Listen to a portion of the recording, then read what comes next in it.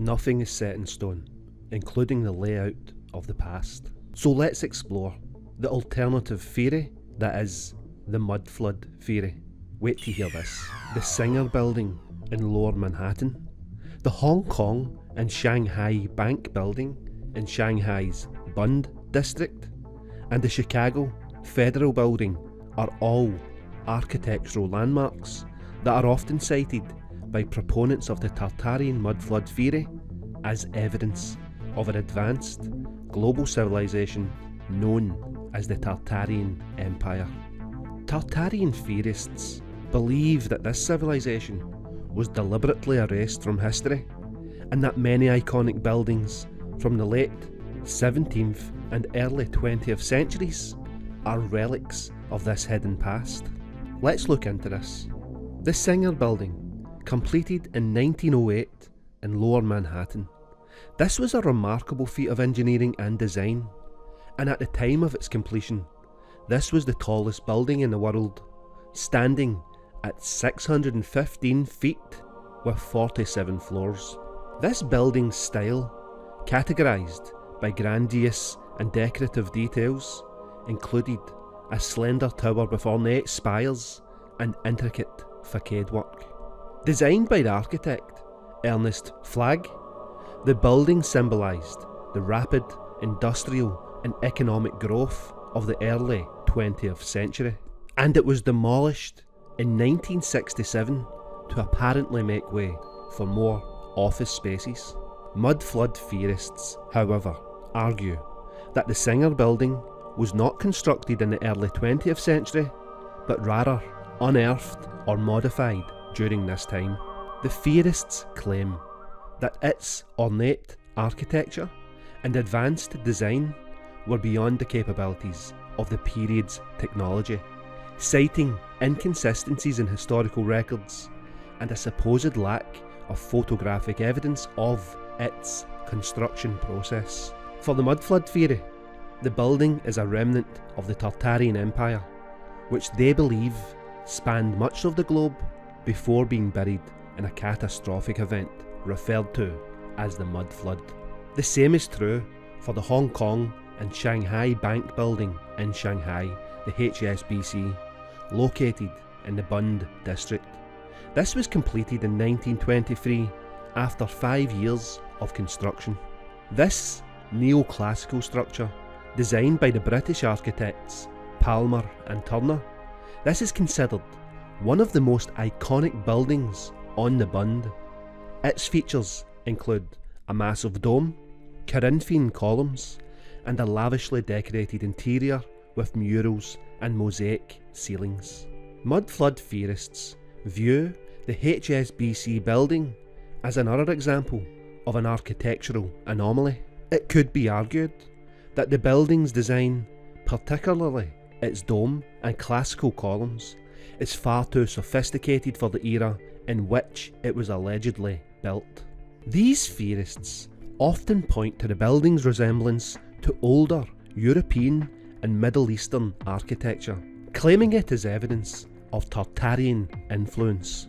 Additionally, the rapid urban development of Shanghai during this period is seen as suspiciously aligned with the supposed uncovering of Tartarian infrastructure in the mud.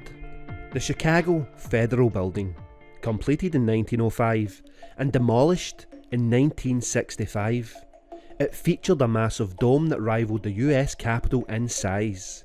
The structure was designed in the Beaux Arts style by Henry Ives Cobb and served as a federal courthouse and post office. The imposing dome and intricate detailing made it a standout piece of architecture in Chicago. Tartarian theorists argue that the building's destruction in 1965 was part of a deliberate effort to erase Tartarian history.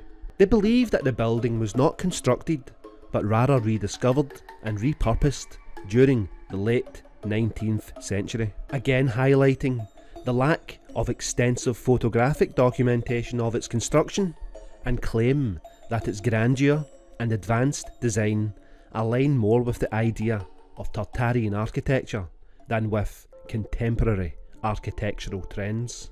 The Mudflood theory posits that a global cataclysm, often imagined as a massive flood of mud, buried much of the world's infrastructure, effectively erasing an advanced civilization known as the Tartaria.